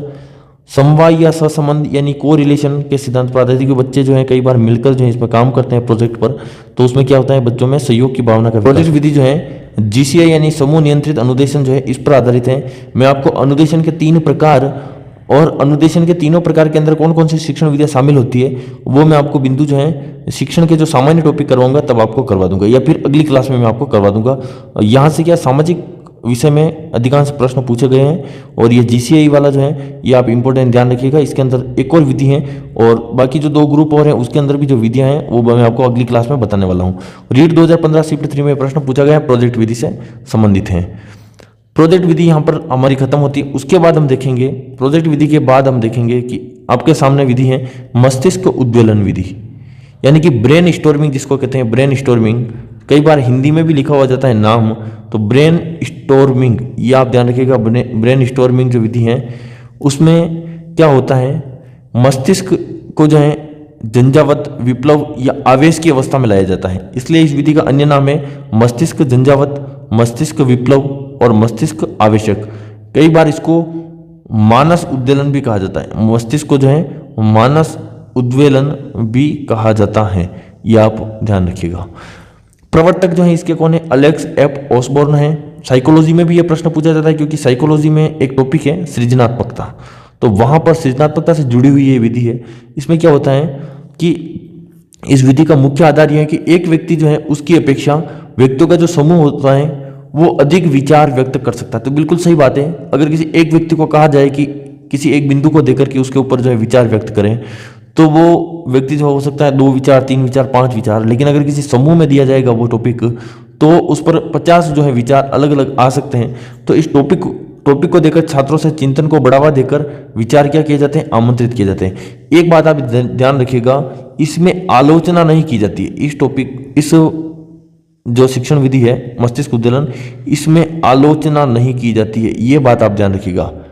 यानी कि बिना रोक टोक, ठीक है, बिना रोक टोक, बिना आलोचना के सामूहिक विचार मंथन किया जाता है और सृजनात्मकता, अपसारी चिंतन के विकास को बढ़ावा मिलता है। असामान्य या नवीन, यानी कि असामान्य, नवीन या मौलिक विचारों को क्या मिलता है, बढ़ावा मिलता है। ये आप ध्यान रखिएगा इस विधि के बारे में। फिर हम देखेंगे मस्तिष्क उद्दोलन विधि आपकी हो गई। अब अगली विधि है आपकी अभिक्रमित अनुदेशन विधि। अभिक्रमित अनुदेशन विधि काफी इंपॉर्टेंट, काफी बड़ी विधि है। ये लगभग हर विषय में आपके है अभिक्रमित अनुदेशन विधि। यहां पर हम देखेंगे अभिक्रमित अनुदेशन। अभि का मतलब होता है विशेष, अभि का मतलब क्या होता है, विशेष। क्रमित का अर्थ होता है क्रम, यानी कि एक व्यवस्थित या विशेष क्रम में जो है अनुदेशन जो होता है एक निश्चित क्रम के अनुसार आगे बढ़ना, इसका अर्थ होता है। इस विधि में छात्र जो है किसी विषय वस्तु को छोटे छोटे खंडों में बांटकर स्वगति से आगे बढ़ता है। यह इस विधि के सिद्धांत के अंदर भी आएगा, लघु पदों का सिद्धांत, स्वगति का सिद्धांत, ये हम आगे देखेंगे। अब यहां पर देखिए थॉर्नडाइक के प्रभाव नियम का महत्वपूर्ण स्थान है। इस विधि में क्या होता है, बालक किसी काम को करता है, गलती होने पर उसमें सुधार करता है, तो थॉर्नडाइक का जो अभ्यास का नियम है उसके अंदर जो देखिए प्रभाव का एक नियम काम करता है। अभ्यास का जो सिद्धांत है, भूल तथा त्रुटि का सिद्धांत है, उस सिद्धांत में एक नियम है प्रभाव का नियम। ये प्रभाव का नियम इसमें आगे काम करता है क्योंकि इससे मोटिवेशन मिलता है। अगर सही अनुक्रिया करता है छात्र तो वो आगे बढ़ता है, तो उससे क्या होता है, उसको मोटिवेशन मिलता है। इसलिए थॉर्नडाइक के प्रभाव नियम का इसमें क्या है, महत्वपूर्ण स्थान है। अब हम बात करेंगे अभिक्रमित अनुदेशन विधि का श्रेय किसको जाता है। तो अभिक्रमित अनुदेशन विधि का श्रेय जाता है सिडनी एल प्रेसी को, क्योंकि इन्होंने जो है सर्वप्रथम शिक्षण मशीन का आविष्कार किया है। जब आप बीएड की जो पाठ्य पुस्तकें जो है उनको पढ़ोगे, बीएड और बीएचटीसी की, तो वहां पर सिडनी एल प्रेसी का नाम दे रखा है कई जगह। वो शिक्षण मशीन के जो है क्या है, जनक हैं। अभिक्रमित अनुदेशन विधि का श्रेय उन्हीं को जाता है। शिक्षा में अभिक्रमित अनुदेशन की शुरुआत किसने की, तो बीएफ स्किनर ने की। और कहां से की है, तो हार्वर्ड विश्वविद्यालय 1954। भारत में अभिक्रमित अनुदेशन विधि की शुरुआत कहां से हुई है, 1963 इलाहाबाद से हुई है। अभिक्रमित अनुदेशन विधि के सिद्धांत कौन कौन से हैं। अभिक्रमित अनुदेशन विधि के सिद्धांत जो हैं, 5 सिद्धांत ही इसमें होते हैं। 5 प्रमुख सिद्धांत हैं। लघु पदों का सिद्धांत, जो कि आपके रीट 2022 लेवल 1 शिफ्ट 1 में पूछा है। क्रियाशीलता का सिद्धांत, यानी कि सक्रिय अनुबंध का सिद्धांत। पुनर्बलन का सिद्धांत, ठीक है, और स्वगति का सिद्धांत। स्वगति का सिद्धांत इस विधि का अनिवार्य सिद्धांत है। कौन सा, स्वगति का सिद्धांत, यानी कि बालक खुद अपनी गति से आगे बढ़ता है। और तार्किक क्रम या स्वमूल्यांकन का सिद्धांत। ये 5 सिद्धांत जो हैं, ये आपके अगर रीट परीक्षा में आ गए तो ये मान के चलिए कि यहां से प्रश्न आपका गलत नहीं होना चाहिए। काफी इंपॉर्टेंट ये 5 रहने वाले हैं। नेक्स्ट है अभिक्रमित अनुदेशन विधि में छात्र 5 प्रक्रियाओं से गुजरता है। RW cat. RW कैट क्या होता है आप समझिएगा। R का मतलब रीड, W का मतलब राइट, C का मतलब चेक, A का मतलब एडवांस और T का मतलब टेस्ट। सेकंड ग्रेड में एक बार ये प्रश्न पूछा गया है सेकंड ग्रेड की शिक्षण वीडियो में कि फ्रेम में लिखे गए प्रश्नों को पढ़ता है, तो वो तो कौन सी स्टेप हो गया, अब रीड। देखिए रीड यानी हो गया पढ़ना। फिर आपके राइट, तो उत्तर को क्या करता है, फिर लिखता है। फिर चेक करता है, यानी उत्तर की क्या करता है, जांच करता है। फिर एडवांस, यानी कि फिर वो आगे बढ़ता है। और टेस्ट यानी अंत में पूरे उत्तरों की क्या करता है, जांच करता है। ये अभिक्रमित अनुदेशन विधि में छात्र जो है इन 5 प्रक्रियाओं से गुजरता है। अब हम देखेंगे रेखीय अभिक्रमित अनुदेशन। इसके अभिक्रमित अनुदेशन विधि के प्रकार हैं। उन प्रकारों में एक प्रकार है रेखीय अभिक्रमित अनुदेशन। रेखीय अभिक्रमित अनुदेशन के जनक कौन है, स्किनर तथा Holland. REET 2022 level 2 shift 2 SST में यह प्रश्न दिया गया था और आंसर क्या था, स्किनर तथा हॉलैंड। रेखीय अभिक्रमित अनुदेशन में होता है एक सरल रेखा में जो है बच्चा क्रमबद्ध रूप से आगे बढ़ता है। फिर है उत्तर जो है विद्यार्थी स्वयं लिखता है।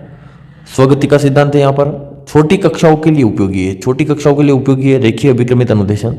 और सामान्य विद्यार्थियों के लिए क्या है, उपयोगी है। इसमें ज्यादा है अधिक बुद्धि की आवश्यकता नहीं होती, इसलिए छोटी कक्षाओं के लिए क्या है, उपयोगी है। इसको बाह्य अनुदेशन भी कहते हैं। रेखीय अनुदेशन जो होता है उसको बाह्य अनुदेशन भी कहते हैं। और रेखीय अभिक्रमित अनुदेशन के 4 पद होते हैं। ये अगर प्रश्न आ गया तो मान के चलिए कि सबसे ज्यादा इंपॉर्टेंट होने वाला है, क्योंकि ये कई बुक्स में जो है ये चीज नहीं दे रखी है। परीक्षा में प्रश्न पूछा गया है यहाँ से। रीट 2017 लेवल 2 में ही पूछा गया था प्रश्न। तो रेखीय विक्रमित अनुदेशन विधि के 4 पद होते हैं। कितने पद होते हैं? 4 पद। पहला पद होता है प्रस्तावना पद। इसमें क्या होता है? मुख्य लक्ष्य या विक्रम जो होता है ये आरंभ किया जाता है, यानी कि परिचय आधारित होता है ये पद, जिसमें प्रस्तावना है, शुरुआत की जाती है। फिर पढ़ाई जाने वाली विषय वस्तु का शिक्षण करवाया जाता है, यानी कि वही है, विषय वस्तु को प्रस्तुत किया जाता है। तो ये विषय वस्तु पर आधारित होता है, ये परिचय पर आधारित होता है प्रस्तावना। और दूसरा होता है ये किस पे? शिक्षण जो होता है वो विषय वस्तु पर आधारित होता है। ये रीट 2017 में पूछा गया है। तीसरा पद है अभ्यास पद। इस विधि में अभ्यास पद जो होता है, शिक्षण पद से प्राप्त ज्ञान का क्या किया जाता है? जो पढ़ा जाता है उसका क्या किया जाता है? अभ्यास किया जाता है। और लास्ट में क्या होता है? परीक्षण, यानी सीखे गए मूल्यांकन का क्या, सीखे गए ज्ञान का क्या किया जाता है? मूल्यांकन, यानी कि मूल्यांकन ये आधारित ये होता है परीक्षण पद। ये हो गया आपके कौन सा? रेखीय अनुदेशन। अब है आपके साखी अभिक्रमित अनुदेशन। इसके जनक है नॉर्मन ए क्राउडर। निदान एवं उपचार इस विधि में साथ साथ चलता है साखी अभिक्रमित अनुदेशन में। रीट 2015 लेवल 2 साइंस में इसमें पूछा गया था प्रश्न।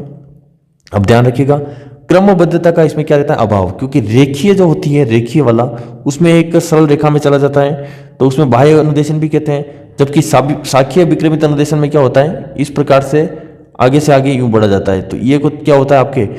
ये होता है आपके आंतरिक अनुदेशन। केवल इसमें क्या करना पड़ता है? विकल्प का चयन करना पड़ता है। यहाँ पर कोई भी हैंड रिटन काम इसको नहीं करना पड़ता है। बड़ी कक्षाओं के लिए उपयोगी है, बड़ी कक्षाओं के लिए उपयोगी है। 3rd ग्रेड 2022 लेवल 2 हिंदी में आया है ये। और प्रतिभाशाली या कुशाग्र विद्यार्थियों के लिए है साखीय। इसका मतलब साखीय वाला जो मामला है वो कहीं ना कहीं टफ है, रेखीय वाला सरल है, वो छोटी कक्षाओं के लिए, और साखीय जो है बड़ी कक्षाओं के लिए। फिर आपके स्वनिर्देशित अभिक्रमित अनुदेशन, इसके जो है वो है जनक मैक ग्रेकर। फिर है कंप्यूटर आधारित अनुदेशन, लॉरेंस स्टूलरो और सिडनी। और मैथेटिक्स या अवरोही अनुदेशन, उसके हैं थॉमस एफ गिलबर्ट, यानी कि पाठ्य वस्तु पर स्वामित्व हासिल करना इस अनुदेशन का मुख्य उद्देश्य रहता है। अब मैं आपको पुनः बताना चाहूंगा, जिसने रीट प्री में अगर हमसे पढ़ ली है ये चीजें, तो वो आप यहाँ पर केवल लिख दे कि रीट प्री में पढ़ा हुआ, ताकि आपको ध्यान रहे। इस टॉपिक जरूर डाल दे कि अभिक्रमित अनुदेशन संख्या 6, और फिर आप लिख दे कि हमने यहाँ प्री में पढ़ा हुआ है। बार बार लिखने की भी कोई वैल्यू, मतलब उसका कोई औचित्य नहीं है। मैं केवल यूं है कि ऐसा नहीं कि मैं यहाँ पर आपको नहीं करवाऊँ और छोड़ दूँ कि हमने आपको हिंदी में पढ़ाया। अब बच्चे जो पहली बार पढ़ रहे हैं वो सोचेंगे कि हिंदी में कब पढ़ाया, कैसे पढ़ाया, हमें तो पता ही नहीं हिंदी में कब पढ़ाया, हमने हिंदी की क्लासेस नहीं ली। इस उद्देश्य से मैंने यहाँ पर जो है पुनः आपके सामने लिखा है हर चीज़, और हर चीज़ समझाने की कोशिश की, ताकि नए बच्चे भी जो है और उनको भी जो है फायदा रहे। अब है अगली विधि है शैक्षिक भ्रमण विधि। शैक्षिक भ्रमण विधि क्या है? देखिए, इसके प्रवर्तक है पेस्टोलॉजी। आधुनिक काल में 19वीं शताब्दी में इसका प्रतिपादन किसने किया? प्रोफेसर रेन ने किया। और इसका अन्य नाम है पर्यटन विधि, सरस्वती यात्रा विधि या क्षेत्र भ्रमण विधि। और उच्च प्राथमिक स्तर पर भूगोल शिक्षण जब करवाते हैं एसएसटी में, तब ये विधि जो है अधिक उपयोगी रहती है। और शैक्षिक भ्रमण विधि अगर देखा जाए तो पर्यावरण और विज्ञान जैसी विषय वस्तु के लिए भी विशेष उपयोगी है, क्योंकि जब पर्यावरण विज्ञान की अधिकांश घटनाएं जो है वातावरण के अंदर घटित होती है, तो उसको पढ़ाने के लिए जो है क्षेत्र भ्रमण विधि उपयोगी रहती है। विषय के प्रति बालक में रुचि उत्पन्न होती है। प्राप्त ज्ञान वास्तविक, स्थायी और यहाँ पर कह सकते हैं कि व्यावहारिक ज्ञान की जो है प्राप्ति होती है। इसमें भी निरीक्षण व अवलोकन के माध्यम से जो है बालक की ज्ञान प्राप्ति होती है, और उनके अंदर जो है निरीक्षण और अवलोकन क्षमता का क्या होता है? विकास होता है। अंतिम विधि हम पढ़ेंगे आज की क्लास की, वो है खेल विधि। खेल विधि को पढ़ने से पहले मैं आपको एक बार पुनः बताना चाहूंगा कि इस वीडियो के शुरुआती जो 20 मिनट है, शुरुआती जो 20 मिनट अगर आपने नहीं देखे तो एक बार अच्छे से देख लें, समझ ले कि क्या चीज़ें हमने आपको बताई है, कैसे आपको आगे बढ़ना है और किस प्रकार से हमारे साथ बने रहना है। ये खेल विधि जो होती है आनंद, रुचि, मनोरंजन और वैज्ञानिक यानी मनोवैज्ञानिक विधि है। खेल विधि और खेल विधियों में क्या अंतर है वो आप समझेंगे। खेल विधि केवल एक खेल की विधि है, प्ले वे मेथड इसका नाम है। इसके जनक जो है हेनरी कोल्डवेल कुक है, और कई बार यूँ कह सकते हैं कम से कम 5 से अधिक बार जो है रीट में प्रश्न पूछा गया है। इस बार प्रश्न पूछा गया था द प्ले वे पुस्तक के लेखक कौन है? तो द प्ले वे पुस्तक के मैंने पहले ही करवा रखा था गणित की शिक्षण विधियों के अंतर्गत। तो आपके खेल विधियों में द प्ले वे जो है ये पुस्तक के लेखक कौन है? आपके हेनरी कोल्डवेल कुक हैं। अब देखेंगे खेल विधि तो आपके हो गई अलग, लेकिन खेल की विधियां क्या है? खेल की विधियां जिनको आधुनिक विधियां भी कहा जाता है, ये भी छात्र केंद्रित विधियां हैं सारी। डोल्टन विधि, ड्रेकाली विधि, विनेटिका विधि, मोंटेंसरी विधि और किंडरगार्टन विधि, इनके बारे में भी हम डिटेल से पढ़ेंगे। जितना प्रश्न पूछा गया है उतना हम जो है यहाँ पर पढ़ने वाले हैं। डोल्टन विधि, तो देखिए इस विधि का अन्य नाम क्या है? ठेका प्रणाली। इस विधि के जनक या प्रवर्तक या प्रतिपादक है मिस हेलन पार्कहर्स्ट। और वो कहाँ के रहने वाले हैं, डोल्टन शहर अमेरिका के। इसी वजह से जो है इस विधि का नाम क्या पड़ा है, डोल्टन विधि पड़ा है।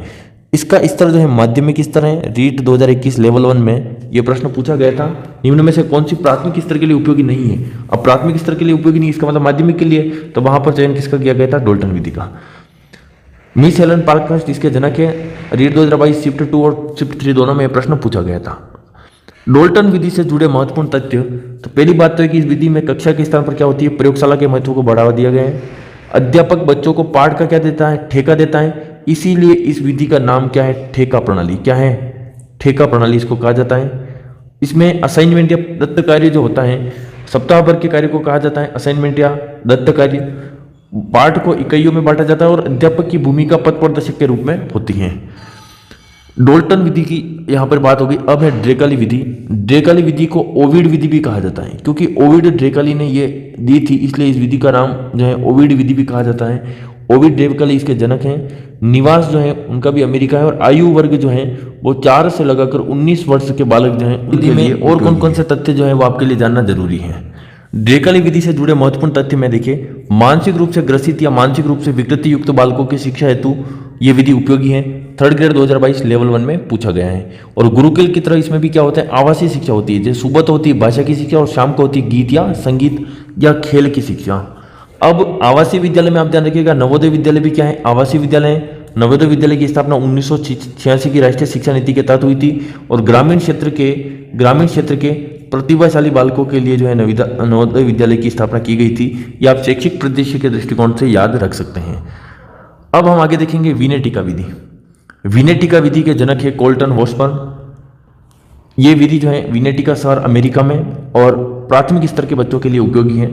ये देखिए 3rd ग्रेड 2022 शिफ्ट 2, ये भी शिफ्ट 2 में और ये भी शिफ्ट 2 में। ये आप ध्यान रखिएगा, ये तीनों प्रश्न जो है पूछे गए हैं रीट 2022 के अंदर, क्योंकि एक ही प्रश्न के अंदर दे रखा है कि निम्न में से कौन सी विनेटिका शिक्षण विधि की विशेषता नहीं है या उसके संबंध में असत्य कथन है, सत्य कथन है। तो आप ध्यान रखिएगा, ये सब प्रश्न पूछा गया था। विनेटिका विधि से जुड़े हुए महत्वपूर्ण तथ्य क्या है, ये काफी इंपॉर्टेंट है। देखिए पिछली बार मानसिक विकृति वाला पूछा गया था, किससे, ड्रेकाली विधि से। अब विनेटिका विधि से पूछा जा सकता है कि व्यक्तिगत विभिन्नता पर बल दिया जाता है इस विधि में। इस विधि का आगम लेखन कौशल के पूर्ण विकास के लिए किया गया। पठन व वाचन कौशल की इसमें क्या होती है, अवहेलना होती है। इस विधि में छात्र स्वयं संशोधन करता है, इस विधि को स्वयं संशोधन विधि भी कहा जाता है। लेखन शिक्षण की स्वयं संशोधन विधि में एक विधि और भी है, उसका नाम है जेके टोट विधि। उसको स्वयं संशोधन विधि कहा जाता है, क्योंकि उसमें क्या होता है, छात्र लिखे हुए को, श्यामपट्ट पर लिखे हुए को क्या करता है, अपनी पाठ्यपुस्तक में मतलब अपनी नोटबुक में उतारता है और प्रत्येक शब्द को या प्रत्येक वाक्य को उतारते हुए वापस चेक करता जाता है। अगर कोई गलती होती है तो उसमें स्वयं सुधार करता है। इसलिए जेकटोट जो विधि है, जेकाटोट विधि, वो उसको दृष्ट लेखन विधि भी कहा जाता है। ठीक है, अब हम देखेंगे आगे मोंटेंसरी विधि। मोंटेंसरी विधि जो है उसके जनक कौन है, मैडम मारिया मोंटेंसरी है। इनका निवास जो है इटली है और इनके स्तर जो है पूर्व प्राथमिक, आंगनवाड़ी या प्राथमिक कक्षाएं जो हैं, प्री प्राइमरी और कक्षा 3 से लगाकर कक्षा 6 तक। ये अभी आपके ECC वाला जो पाठ्यक्रम चल रहा है, early childhood care education NEP 2020 के तहत, उसके तहत भी ये विशेष उपयोगी है मोंटेंसरी विधि। ठीक है, 3 से 6 वर्ष के बालकों के लिए जो प्री प्राइमरी क्लासेस जो है, आंगनवाड़ी कक्षाएं लगाई जा रही है, कहीं ना कहीं इसका योगदान उसमें रहा है। मोंटेंसरी विधि से जुड़े महत्वपूर्ण तथ्य कौन से हैं, तो लेखन कौशल की विधि है। मोंटेंसरी ने पढ़ने से पहले लिखने पर बल दिया था। ये बात रीट 2022 लेवल 1 में पूछी गई है। उन्होंने पढ़ने से पहले लिखने पर बल देते हुए भाषाई कौशलों के क्रम में परिवर्तन करते हुए फ्रोबेल द्वारा प्रदत्त मनोवैज्ञानिक क्रम सुनना, बोलना, पढ़ना, लिखना के स्थान पर अमनोवैज्ञानिक क्रम सुनना, बोलना, लिखना, पढ़ना। ठीक है, सुनना पहला, दूसरा बोलना, तो फ्रोबेल ने कहा था उसी प्रकार से मोंटेंसरी ने कहा कि सुनना और बोलना तो उसी प्रकार से। लेकिन फ्रोबेल ने जो मनोवैज्ञानिक क्रम दिया था उसमें तीसरे नंबर पे पढ़ना था, चौथे नंबर पे लिखना था। इन्होंने क्या कर दिया, तीसरे नंबर पर लिखने को ले लिया, चौथे नंबर पे पढ़ने को। तो ये जो है अमनोवैज्ञानिक क्रम किसने दिया, ये आपके मैडम मारिया मोंटेंसरी ने, जो इटली के निवासी थे। ये प्रश्न भी आपके पूछा गया है।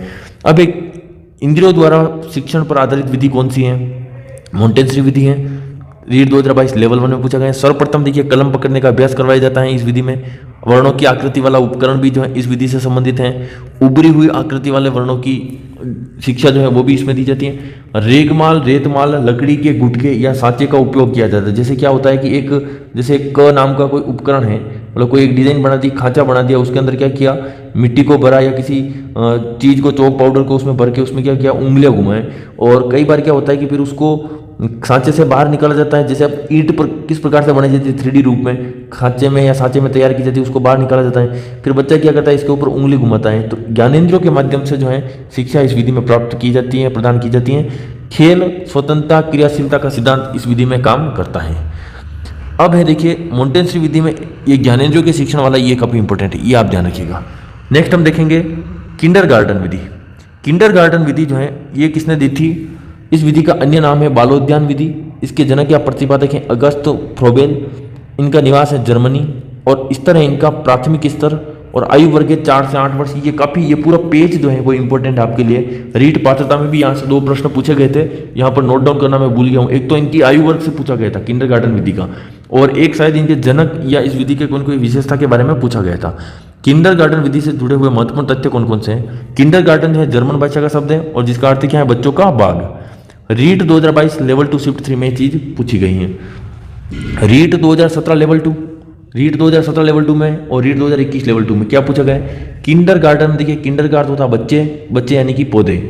गार्डन का मतलब होता है विद्यालय यानी कि बाग, और अध्यापक का अर्थ क्या होता है? माली। जिस प्रकार देखिए बाग में माली जो होता है वो पौधों को सींचता है, उसी प्रकार से विद्यालय में जो है अपने शिक्षक जो होते हैं वो पौधे रूपी बच्चे जो होते हैं उनको क्या करते हैं? सींचते हैं, उनको पढ़ाते हैं, समझाते हैं और उनको बड़ा करते हैं। फिर है महिला अध्यापिका की भूमिका पर विशेष बल दिया गया है। किंडरगार्टन विधि जो है ये कहीं ना कहीं अभी वर्तमान में जो 50% महिला आरक्षण आपके लेवल 1 में लग रहा है, लेवल 1 में, ये कहीं ना कहीं इस विधि में भी कहा गया था कि महिला अध्यापिका की भूमिका पर क्या दिया गया था? बल।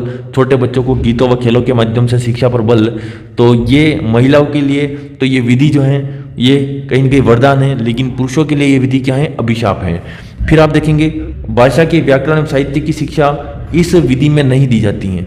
इस विधि में साहित्य की शिक्षा और व्याकरण की शिक्षा नहीं दी जाती है। रीट 2022 लेवल 1 शिफ्ट 1 में पूछा गया है। फिर आप देखेंगे एलकेजी, यूकेजी और एचकेजी का क्या अर्थ होता है? एलकेजी का अर्थ है लोअर किंडरगार्टन, यूकेजी का अर्थ है अपर किंडरगार्टन और एचकेजी का अर्थ है हायर किंडरगार्टन। जो कि आजकल आपको पता हो किंडरगार्टन जो है स्कूलें बन गई हैं, प्ले स्कूल है, तो ये इसी की देन है। अब ये तो बात होगी अपनी, ये हमने पूरा इससे पूर्व भी आपको बता दिया था कि टेस्ट सीरीज जो है ये 31 रुपये वाली टेस्ट सीरीज आप जरूर ज्वाइन कीजिएगा। इसको हम सेपरेट भी कर देंगे, 40 रुपये कर देंगे इस लेवल 1 के लिए, और लेवल 2 वाले जो बच्चे हैं उनके लिए 20-20 रुपये में कर देंगे, लेकिन वो फिर पर्टिकुलर सब्जेक्ट की रहेगी। जैसे एसएसटी की अलग रहेगी और गणित विज्ञान की अलग रहेगी, एक संस्कृत की अलग, हिंदी की अलग, इस प्रकार से अलग अलग रहेगी। तो लेवल 1 वाले बच्चे तो इसको कंबाइन ही खरीद ले, और लेवल 2 वाले बच्चे जो है उसको अलग अलग जो हम करेंगे उसके बाद आप परचेज करें। 2024 वाले प्रश्न जो है आज और कल में हम अपडेट कर देंगे। इसके साथ ही आधा अपडेट का काम तो हो गया है, आधा अभी जो है आज हो जाएगा। फिर जो है अगली क्लास आप जुड़े रहें। ये सारी इन्फॉर्मेशन जो शुरुआत के 20 मिनट में मैंने आपको दी थी वो आप जरूर सुने समझे, और इस वीडियो को आप ज़्यादा से ज़्यादा शेयर करें। शेयर करेंगे नहीं, लेकिन मेरा बोलने का फ़र्ज है। अगर आपने शेयर नहीं करे तो कम से कम चैनल को सब्सक्राइब जरूर कर ले, एक अच्छा सा लाइक और कमेंट आप कर दे, ताकि हमें भी जो है मोटिवेशन मिले। और अगली क्लास जो आपकी रहने वाली है नेक्स्ट क्लास, उसमें हम शिक्षक केंद्रित जो 8 शिक्षण विधियाँ हैं उसके ऊपर चर्चा करेंगे। बिल्कुल भी आप जल्दबाजी ना करें, हमें जो है आपसे ज़्यादा जो है अधिक चिंता है। कई टाइम से जो है हमारे मन में ये चिंता थी कि क्लास पता नहीं कब बना पाएंगे, कब जो है आपके सामने ला पाएंगे, लेकिन जैसे तैसे ये संभव हुआ है। थोड़ा काम भी जो है स्कूल का भी रहता है, और आज संडे था, पूरा दिन जो है मैंने इसमें लगा दिया है। और अब जो है आपकी बारी है कि आप वीडियो को कितना सपोर्ट करते हैं, अपने ग्रुपों में शेयर करें।